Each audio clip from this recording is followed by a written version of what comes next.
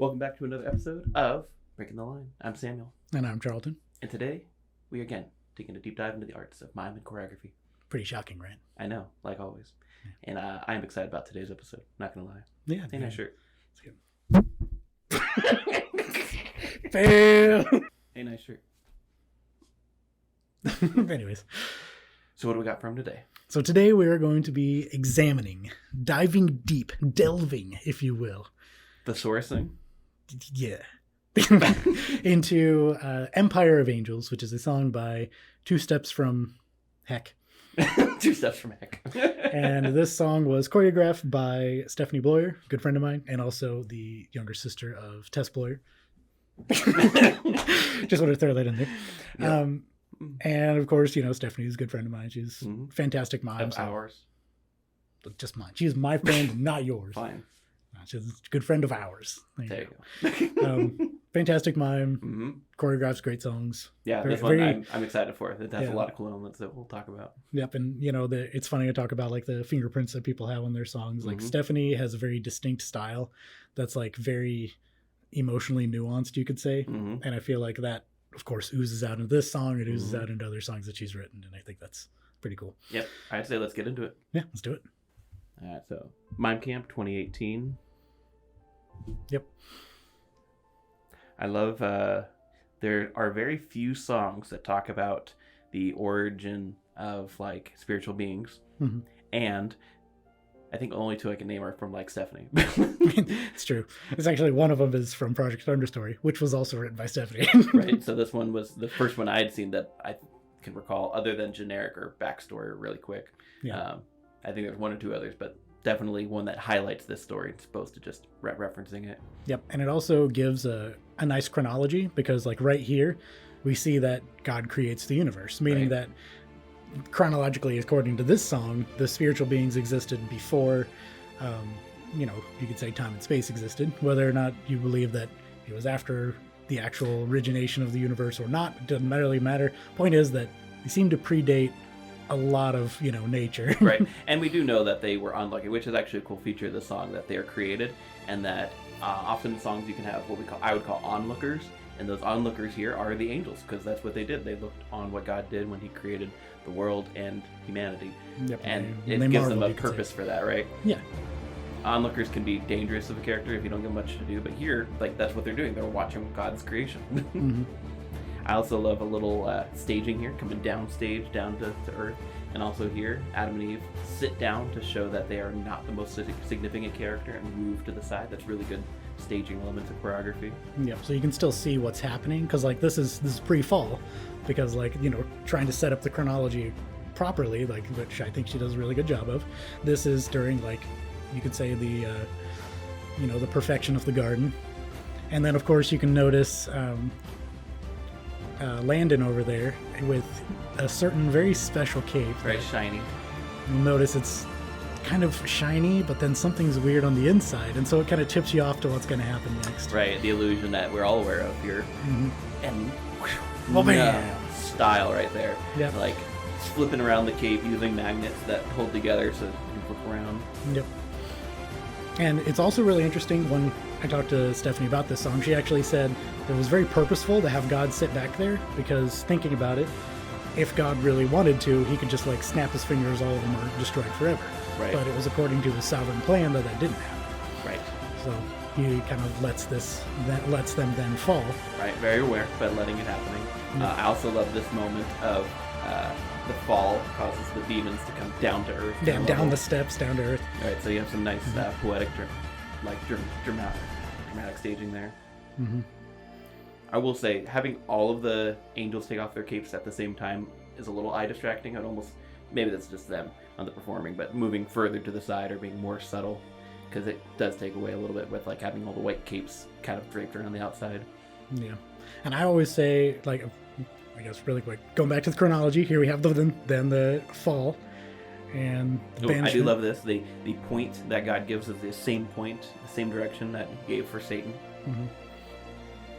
Yep. But with costume changes, my philosophy is it should always take less than 3 seconds. There's really, like, just practicing with it, you should be able to go flip off, fold down, and that's it. Real quick. And what ends up happening is it does distract.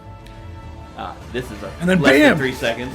Plot twist. What do you know? God became man. Yep. We saw the cape from Satan, and what do you know? God did the same thing. Nobody saw that coming. Nobody saw that that's coming. That's the beauty of it, right? Yeah, I thought that was beautiful. Yeah, I do love his quick reference to his earthly ministry, just showing the resurrection life that he's working for, bringing back into redemption what was fallen. Yep. There's not a whole lot of songs that do like a actual earthly ministry of Jesus. Like this one kind of touches on it, so I won't fully give it to it. But there is another one called Christ that does do that, and I feel like this kind of touches it. Yeah. It obviously is. It's set pieces where the fall of Satan, the fall of man, God coming down. So we kind of fast forwarding through his life so that we can get to this beautiful set piece, using the music so well. Yep. Jesus descending into hell. Yeah, this is Jesus descending into hell, and there he takes the keys from Satan, and that whole verse. Right, the redemption arc here is coming down. Yep, and then small miscue on the people here. When he comes back from the back, they're supposed to rise a little bit to show that he's going back to the grave and rising from the dead. Small little thing that's more on the acting than the choreography. Yeah, it's a little timing issue, but yeah. But beautiful ending of showing the redemption of all things back to the glory and only glory of God alone. Man, I love this music. Like it's good. It fits so well with the choreography. choreography. Gives me the chills. Yes. No, the defeat of Satan, victory for all. All right. Well, that's the song. So let's chat. What's the purpose and message of the song? I have no idea. I have no idea either. I'm just kidding. No, I mean, message of the song is like, here's the redemption of humanity from kind of a spiritual beings moment. Like we are showing the fall of the spiritual beings, the fall of man, and then the redemption of man and all of creation. Yep, it does. Like there are several songs that take that kind of approach. Like you could say Virtuoso follows perhaps a similar chronology, but this song focuses more on like the spiritual aspects of it, and more on the spiritual beings, the angels, demons, all that good stuff, and focuses instead on like how that operated behind the scenes. And so there wasn't as much focus on like the people as you could say a lot of the gospel message would be, but that's not the point of this song. Right. You fast forward through Jesus' ministry to go like, oh, that's Jesus. He's redeeming and fixing things. Like that's all you need. A little snapshot done. Yeah. So we're taking a picture of that. That is the purpose of this song. So while it doesn't accomplish, you could say, what the greater message of the gospel is, as far as like, people, Jesus calling, people responding kind of idea, it does accomplish what it sets out to accomplish, which is to examine it from a spiritual aspect. Yeah, I don't know if you get much clearer. I think purpose, where would you throw this in a presentation lineup? Because it is one of those all-encompassing songs. So like, I would say near the end would actually be a really cool moment because it is super meaningful and dramatic. Maybe not the final song because of the Christianity application, but honestly, if you wanted, it wouldn't be much of a stretch to say like we are all made to glorify God. So you would only need like one song to actually get the practical example of that to finish off your set list. Yep. And it is kind of interesting because when talking about like presentations, we usually give like the classic structure of, the fun, eye-catching songs at the beginning and then the serious application, good message songs at the end. What's actually interesting about this song is this song could go, like, first of all, in that type of format, I agree, it would go toward the end, but not at the end for the same reasons you said. But it could also go near the beginning if you're doing a biblical choreography, like a chronology song. Right. Because this does actually examine like creation and the creation of angelic beings and so forth, and in a pretty good way. Now granted, it does go of course forward to Christ as well, so it kind of interrupts the chronology, but like as far as if you were to take the chronological approach to set lists, this would be one that would be great to go near the beginning because of that. Nope, I love the song and think our team should learn how to do it soon. So it's a good song. All right. What are some praiseworthy like everything. Like everything. It's all good. Set pieces are a beautiful moment of this song. Some of the backstory to this is that when we were working on this at Mime Camp, no other teams were allowed to know anything about it. That they were super top secret about all the things. So nobody saw them practicing it. The only time we saw it was on stage, and I was like, yeah, that's a good song. But other than that, there's like the set pieces that they had of talking about something that's not normally talked about very often, but the fall of Satan, the descending into hell, another thing that's Like whether or not you believe that Jesus literally descended into hell, like just the fact that they're referencing it. They reference it, and it's clear. And it's clear, that they are stealing back whatever Satan's authority was over the earth and bringing it back to God's glory. Like that, I love. Like these set pieces are awesome. And then of course the costume changes. And not just one, but two. But two. You see, like you can kind of see the first one coming, the second one just like blindsides you. It's like perfect. Which whenever you can have a moment of like, oh yeah, God became human, which is like a Sunday school answer, become your like wow factor. That's you've done a good job. Yeah. No, and it's true because like what's there's several things I want to talk about. First of all, like when thinking about that, usually there's like a God character and then a Jesus character, or like the Son character, you could say. And of course, people omit the Holy Spirit. We'll not talk about that. Yeah, we don't talk about that. And so like usually what would happen in this kind of format is it would be God and there would be like the Son there that then God sends from him, which would be theologically acceptable. Right. But the fact that he did the cool costume change that was done earlier and then became God, like it fit with the style of the song, it fit with the message of the song, and it didn't waste the failure of putting the Trinity in the song. Right. Instead, it made it good. It still made sense, and I think theologically we can still give it a passing grade. So it gets a thumbs up. Because I know it's complicated Trinity stuff. Yeah. That's modalism, Patrick. link down to that video down below. No, I'm not linking to that video. I'm linking down to that video because it's worth talking about the Trinity. No, man. All right, other praiseworthy aspects. The staging is, like I said, was beautiful. Just moving the things that aren't important out of the way so that they're still there. Very clear. So you're like, oh, we're supposed to be up here. Oh, what's Satan doing?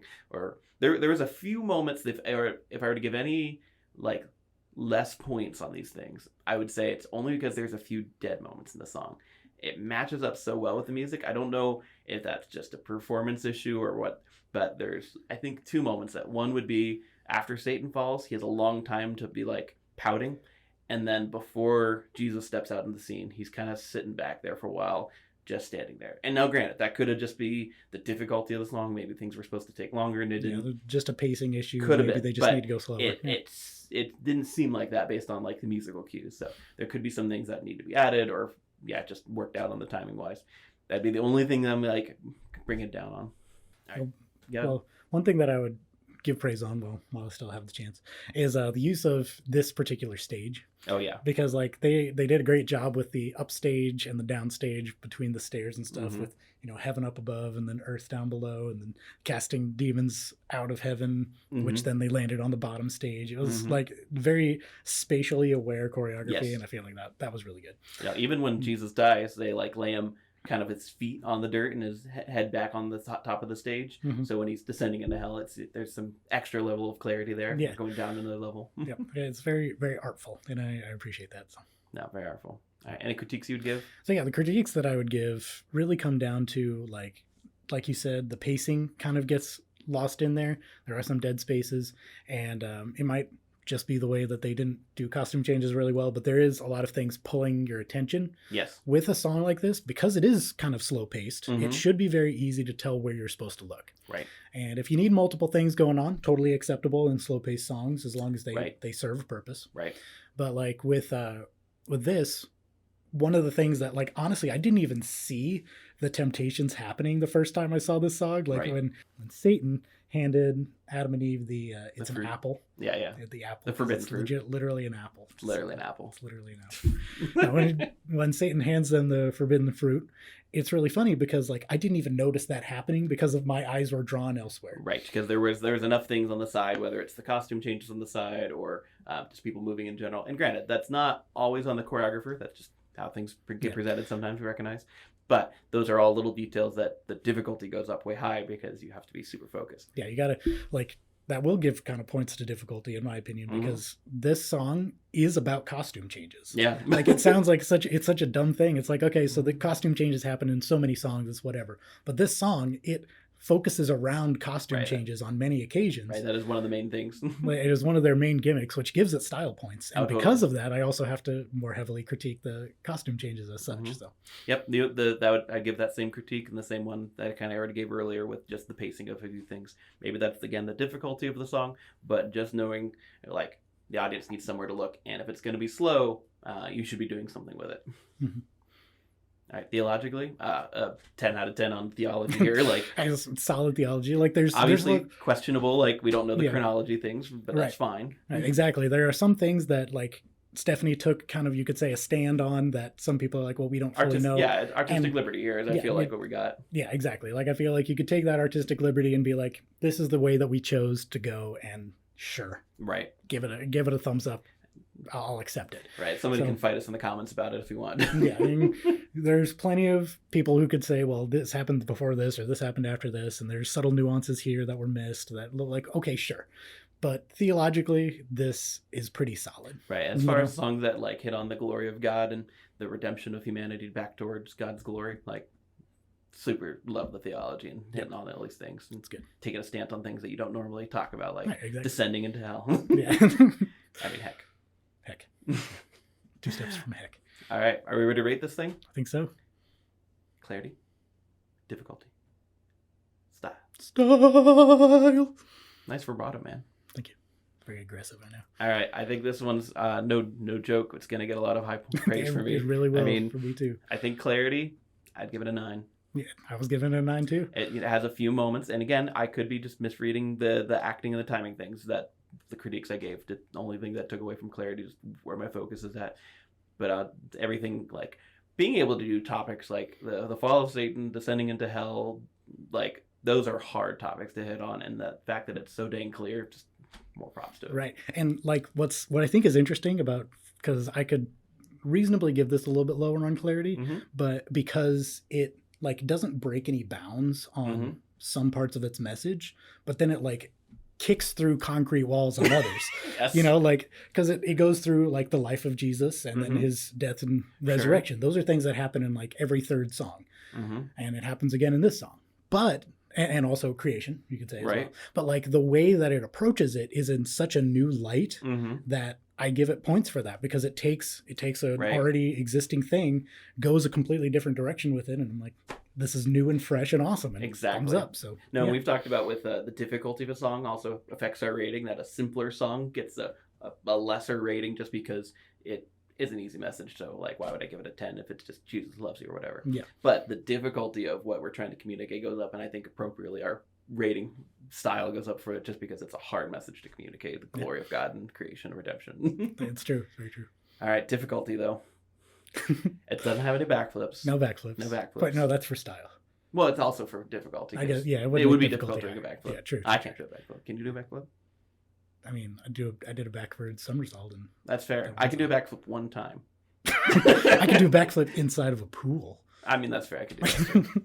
All right, so no pool backflips either. But difficulty. No backflips, no pool backflips. Costume changes need to be clean. The timing of things, instrumental song, like we've got a couple of factors that are stacking up here.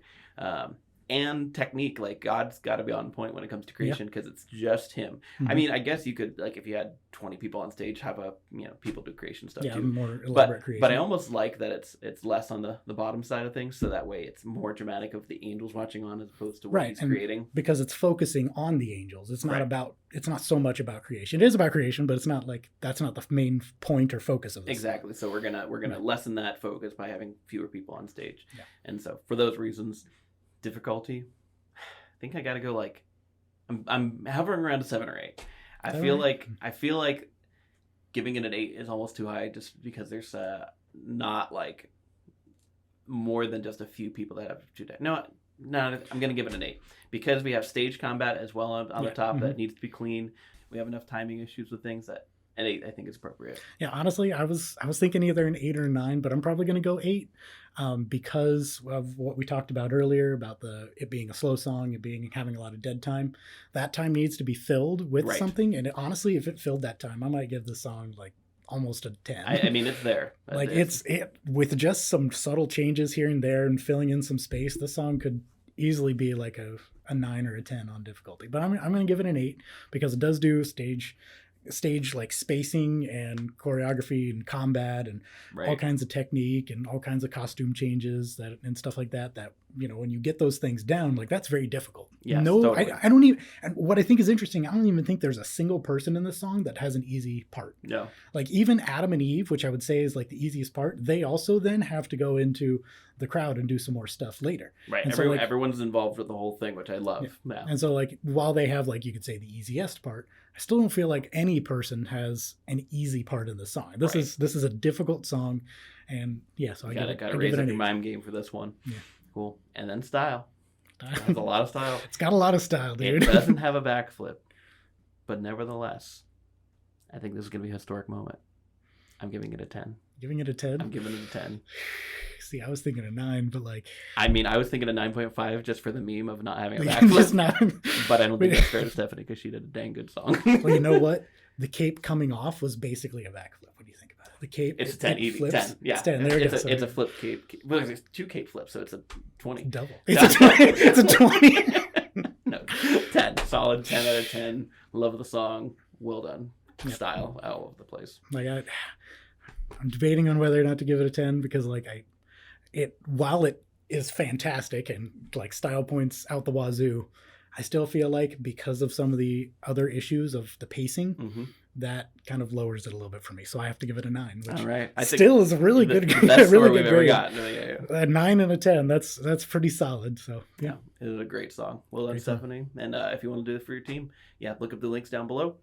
Because, I'm hoping that our team does this one too. Yep, fantastic. We have to have more people on our team. All right, got to get it on. All right, links down below for the videos. Like the video because it's a dang good video. True. Fire that like, subscribe. Oh, you thought I forgot again? You'll never forget. Anyway. Ironically. All right, as always, I'm Samuel. And I'm Charleton. Breaking the line.